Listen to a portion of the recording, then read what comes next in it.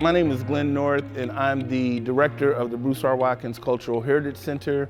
And we're here today to talk about who Bruce R. Watkins was, what we do here at the center in celebration of Black History Month. I do have to admit, due to COVID, we're not currently open to the public, but we are doing some virtual programming and some internal things as it pertains to strategic planning. So we're really excited about when we have the opportunity to reopen, having the community come back and see what we have to offer. So I just wanted to start off talking about Bruce R. Watkins, who was an incredible civic leader. He was definitely an advocate for social justice. And you know, Kansas City is known as the city of fountains. And one of the things Bruce R. Watkins did is advocate for a fountain that would be symbolic of the Black experience in Kansas City. And so he developed a group of local leaders to kind of help in that effort. What eventually happened is that they hired a sculptor named Richard Hunt to make the Spirit of Freedom fountain. Interestingly enough, Bruce R. Watkins died of cancer in September of 1980 and did not live to see the Spirit of Freedom fountain built. But it was definitely a huge accomplishment, and it still is one of the, I think, most beautiful fountains that the city has to offer. But all of those people who had come together to work with Mr. Watkins to get the Spirit of Freedom fountain built, when he passed away, felt that there needed to be some way to honor his legacy. And so they decided to build the Bruce R. Watkins Cultural Heritage Center, which is where we are today, and it opened in 1989. So I just wanted to show you all around a little bit. We'll start over with our permanent exhibit.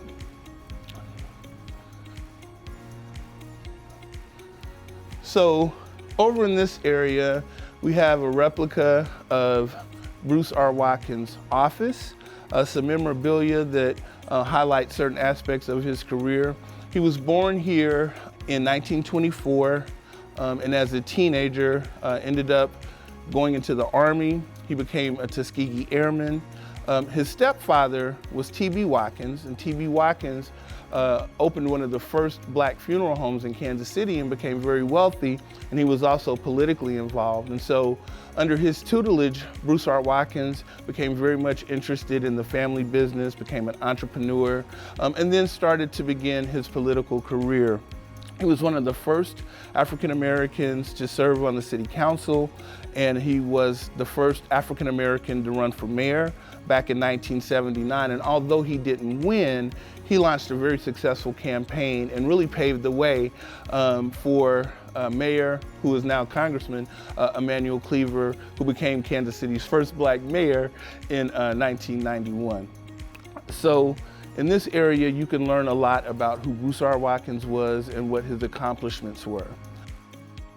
So here at Bruce R. Watkins, we have two exhibit spaces. This is our first floor gallery, and right now we have an exhibit that I'm really excited about. It's called 8 Days in April. We did it in partnership with the Labuddy Special Collection at UMKC, the Prospect Business Owners Association, and it highlights a very complicated aspect of Kansas City's history.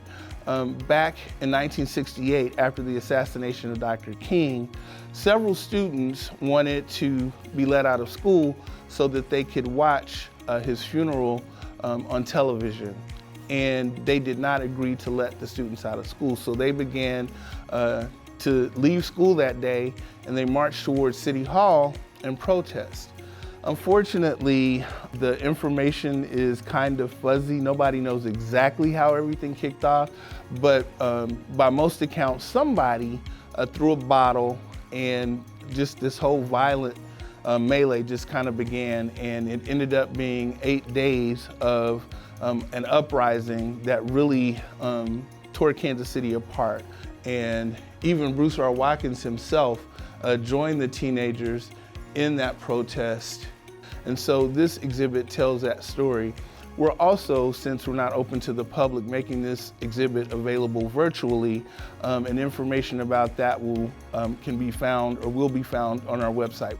So we're also really excited. We're going to have a virtual program on February the 18th, a panel discussion with law enforcement, with the media, with people who are actually around when the uprising took place back starting on April the 4th. So we're really excited about that, and information about that program will also be available on our website, which is brucerwatkinscenter.com.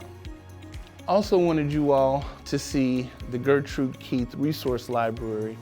We've got some excellent art in here. There's great photographs of the Buffalo Soldiers. The center historically has always had a relationship with the Buffalo Soldiers, and I think that has a lot to do with the fact that Mr. Watkins was a Tuskegee Airman and was a military man.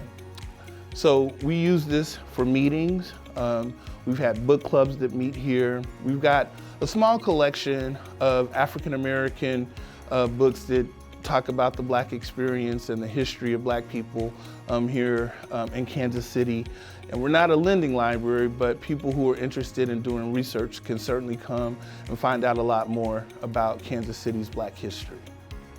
Wanted to take a second and point out that this is our auditorium, and this is where we have most of our public programs. We have film screenings, poetry performances, small theatrical productions. We're really excited with the money that we received from PIAC. We were able to totally redo the lighting, so we were able to better accommodate actors and people who are in the theater community here in Kansas City who might want to do productions here, and other events that will require special lighting and things like that. So we're really excited about that. Got a new sound system, new projector.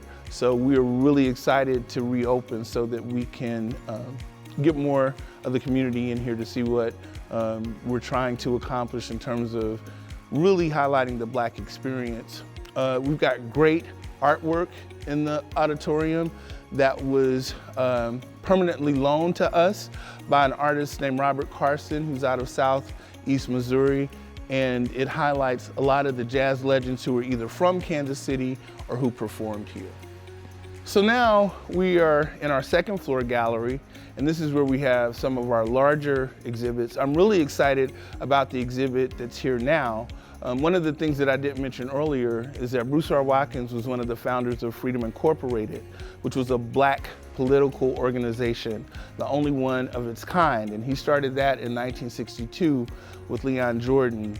When you think about Kansas City's political landscape, from about the late 20s to the mid 40s, Tom Pendergast pretty much had the run of Kansas City. He had all the political clout, made a lot of the political decisions, and that wasn't always in the best interest of Black voters. So Leon Jordan and Bruce R. Watkins decided to form this organization to empower Black people, to help them to understand better the civic process, to even groom candidates to run for public office.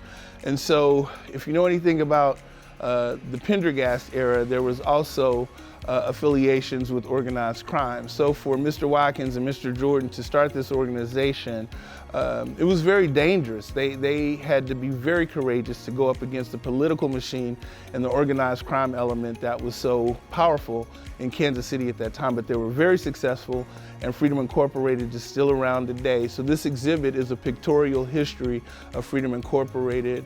Over here is a great photograph of Mr. Watkins signing the charter with Leon Jordan and other founders and members of Freedom Incorporated. So, although we've been closed to the public, as I said, we've been really pushing toward doing more virtual programming. I'm also really proud of a publication we just produced in conjunction with the local investment commission, which is known as LINK, the Black Archives of Mid-America, the Kansas City Public Library.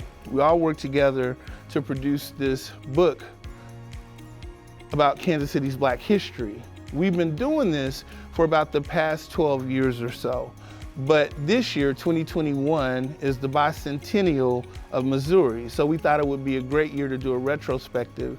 So there are 70 prominent African Americans who were either from Kansas City or in some way connected to Kansas City that are highlighted in this publication. And there's also a great photograph, if you can zoom in on that, of Bruce R. Watkins marching down I-70 with a group of high school students after the assassination of Dr. King. And this is right before the protests got violent. But it demonstrates Bruce R. Watkins' commitment to the community and his commitment to social justice. If you were interested in getting a copy of Kansas City's Black History, you can find copies at the Black Archives of Mid-America and all the different branches of the Kansas City Public Library. You can also get some here at Bruce R. Watkins. Although we're not open, I'm happy to make sure that you get a copy or a couple of copies if you need them, and they're absolutely free. We just want to make sure the people in the community have access to them. So if you wanted to get a copy, you could contact me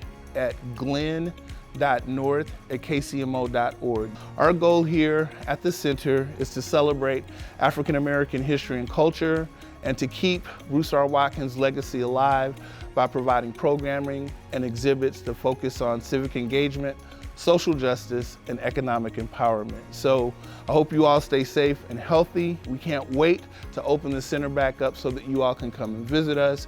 But please, during Black History Month, especially in these very difficult times, do what it is that you can to learn more about our local history, which I think is very important, and how you can be more involved in the struggle to end racism and disenfranchisement